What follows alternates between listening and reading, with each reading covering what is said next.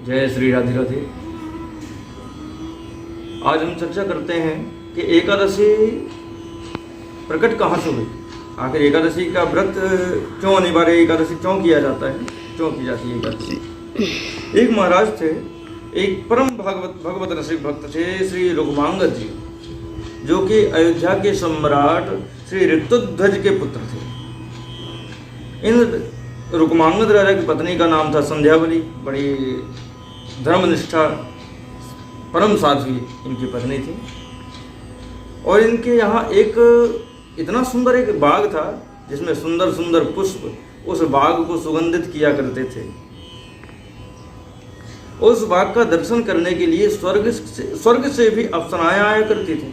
लेकिन देव योग से एक बार एक अप्सरा, उसका पैर एक बैगन के ऊपर पड़ा और बैगन के पेड़ के ऊपर पड़ा, तो बैगन का जो कांटा है उसके पैर में चुभ गया, जिसके कारण उसका सारा जो पुण्य था वह पुण्य क्षीण हो गया। क्यों? क्योंकि उस समय एकादशी लग चुकी थी और एकादशी के दिन बैगन का पूर्णतया निषेध बताया गया है। और यहाँ अप्सरा के पैर में जो कांटा लगा बैगन का, जिसके कारण उसका पुण्य क्षीण हो गया और स्वर्ग में जाने की जो उसकी गति थी वह मंद पड़ गई और स्वर्ग नहीं जा पाई। रोने लगी बैठी बैठी बाग में। कुछ मालियों के द्वारा रुक्मांगद महाराज को जब मालूम चला तो रुक्मांगद महाराज दौड़े दौड़े आए और अप्सरा से पूछने लगे कि बेटी, तुम्हें सुख प्राप्त करने के लिए, तुम्हें सुख देने के लिए हम क्या उपाय करें, और तुम ये ऐसे क्यों रो रही हो, तुम कौन हो, परिचय पूछा।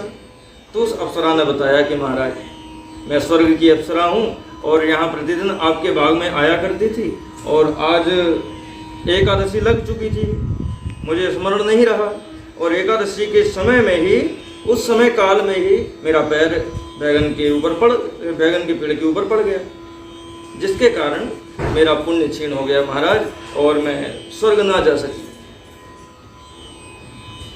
रुक्मांगद महाराज ने कहा, तुम्हें सुख देने के लिए हम क्या करें बताओ, ताकि तुम पुनः स्वर्ग जा सको। तब अप्सरा ने कहा, बोले महाराज, आपके राज्य में कोई भी यदि एकादशी किया हो तो एकादशी में जिसने भी एकादशी करी हो तो उस व्यक्ति का एकादशी का जो पुण्य फल है वह यदि आप मुझे संकल्पित करा दें तो उसके फल स्वरूप मैं स्वर्ग जा सकती हूँ। रुक्मांगद महाराज ने कहा, बोले बेटी, एकादशी का व्रत, यहाँ तो कोई एकादशी का नाम तक नहीं जानता।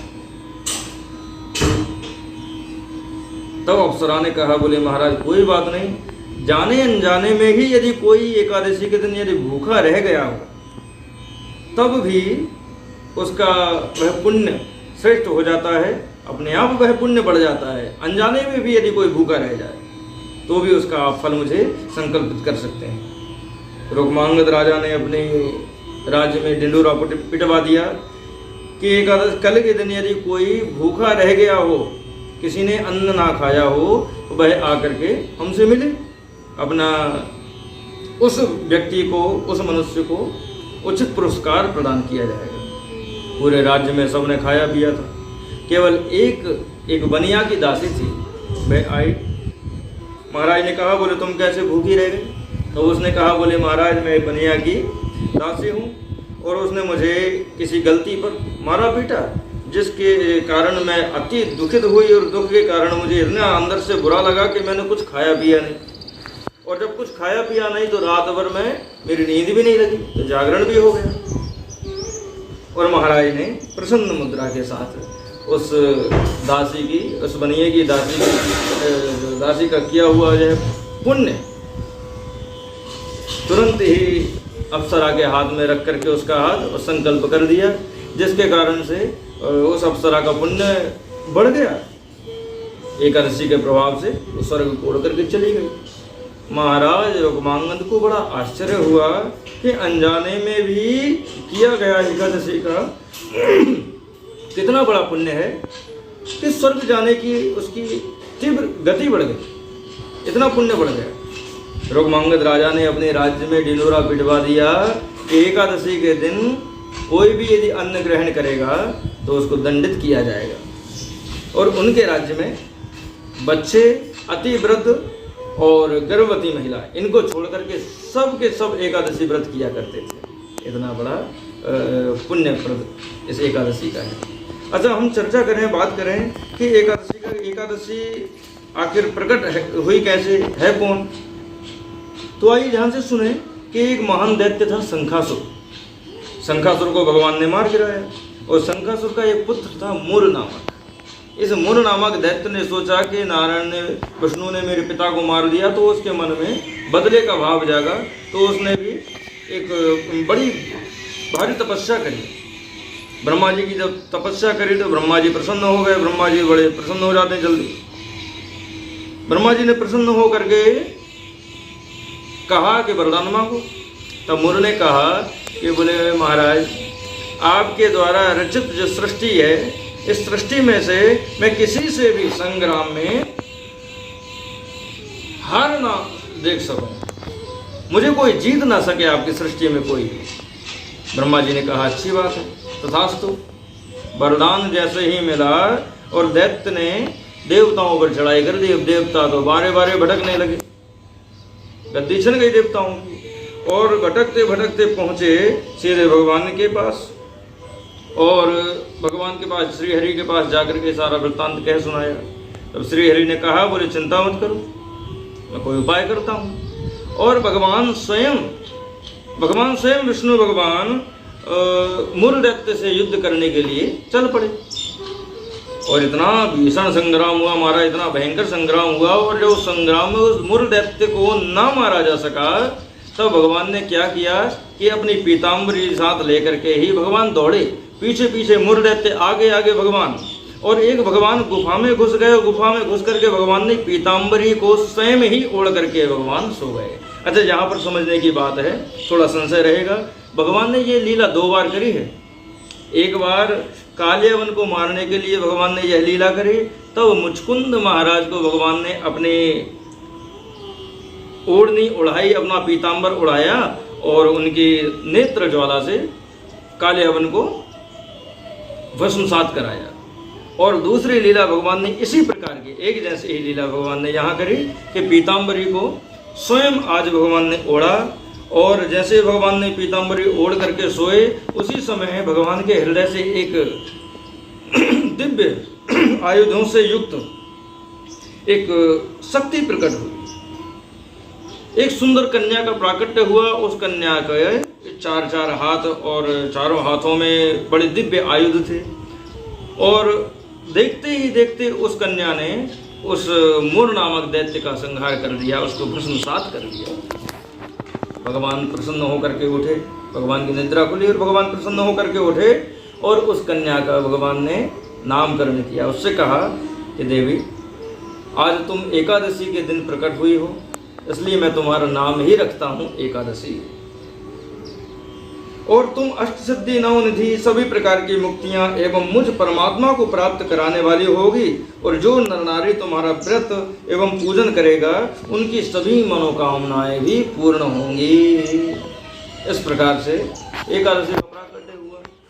और कहते हैं कि जब वो एकादशी का व्रत उपवास करते करते इन रुक्मांगद महाराज के राज्य में सब के सब भगवान के धाम को प्राप्त होने लगे, भगवान की ही कृपा सबको प्राप्त होने लगी।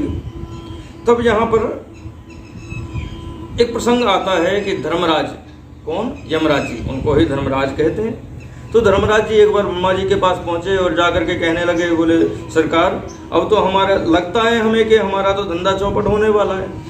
यानी कि हमारा तो अब जो कार्य है हमारे यमपुरी में कौन आएगा? जब सब के सब ये एकादशी करने लगेंगे, हमें तो हमारी दुकान बंद करनी पड़ेगी। तो ब्रह्मा जी ने कहा चिंता मत करो। तो ब्रह्मा जी ने एक अपनी माया के द्वारा एक मोहिनी प्रकट करी और मोहिनी को सारा कार्य समझा दिया। मोहिनी पहुंच गई सीधे रुक्मांगद महाराज के यहाँ और रुक्मांगद महाराज को जाकर के मोह लिया और रुक्मांगद महाराज भी मोहित हो गए उस मोहिनी से। माया भी मोहिनी थी, मोहित होकर के उससे विवाह कर लिया और विवाह करके अपने महल में ले आए, रहने लगे। उनकी जो पहली पत्नी संध्यावली, वह भी बड़ी पतिव्रता थी, धर्मनिष्ठा थी। अपने पति की ही प्रसन्नता में प्रसन्न रहने वाली थी। एक समय जब एकादशी का दिन आया तो एकादशी वाले दिन मोहिनी ने अपनी चातुर्यता से अपना कार्य करने प्रारंभ कर दिया और रुक्मांगद महाराज से बोले महाराज, हमारे राज्य में अब से कोई एकादशी नहीं करेगा। रुक्मांगद महाराज ने कहा, बोले ऐसा तो नहीं हो सकता, एकादशी तो करना होगा सबको। और जब महाराज की बात सुन करके मोहिनी ने सोचा कि ये एकादशी को तो नहीं छोड़ेंगे, तब उसने अपनी दूसरी बात रखी। बोले महाराज, यदि आप एकादशी का व्रत को यदि नहीं छोड़ सकते तो आपको अपने पुत्र धर्मांगद का वध करना पड़ेगा। रुक्मांगद महाराज धर्म संकट में पड़ गए कि क्या करूं, यदि एकादशी मैं करता हूं तो मेरा पुत्र मरता है और पुत्र को बचाता हूं तो एकादशी छूटती है। तब रुक्मांगद महाराज ने ध्यान करके भगवान का और यह निश्चय किया कि पुत्र तो मर जाए कोई बात नहीं, पुत्र का मैं वध कर सकता हूँ, लेकिन एकादशी का परित्याग नहीं कर सकता। और ऐसे धर्मात्मा रुक्मांगद महाराज ने अपने ही पुत्र पर तलवार से जैसे ही प्रहार करने प्रारंभ किया, जैसे ही प्रहार कर ही रहे थे कि भगवान स्वयं साक्षात प्रकट हो गए और धर्मांगद को बचा लिया, उसकी रक्षा करी और रुक्मांगद महाराज का हाथ रोक लिया। इतने में ही मोहिनी अंतर्ध्यान हो गई और रुक्मांगद महाराज बड़े प्रसन्न हुए। और यहाँ वर्णन मिलता है कि जो विधि पूर्वक एकादशी व्रत करके रात्रि में भगवान के सन्मुख भक्ति पूर्वक जागरण करते हुए नृत्य संकीर्तन करते हैं, भगवान उनके वश में हो जाते हैं। उपोष्यैकादशीं विधिवत करोति जागरणं निशि नृत्यं संकीर्तनं भक्त्या हरिः तस्य वशे भवेत्। इसलिए जागरण भी हमें करना बड़ा पुण्यप्रद है। और कहते हैं कि सर्व पाप प्रशमनम पुण्यमात्यंतिकम तथा गोविंदम स्मरणम नृणाम एकादश्याम उपोषणम। ब्रह्मवैवर्त पुराण कहते हैं कि एकादशी के दिन उपवास रखना सब पापों का नाश करने वाला और अत्यंत पुण्यकारक तथा मनुष्यों को भगवान का स्मरण कराने वाला होता है। और खास बात निषेध क्या है, इस दिन किसी का दिया हुआ आप ना खाएं, क्योंकि यदि आप किसी का दिया हुआ आज यदि भक्षण करेंगे तो आपका जो पुण्य है वह पुण्य खिलाने वाले के जीवन में चला जाएगा। और आज के दिन दान, जो भी दान हम कर सकते हैं उन दानों का भी विशेष फल है। दीपदान, गौदान, रुक्मदान, अन्नदान, इसका विशेष महत्व कहा जाता है।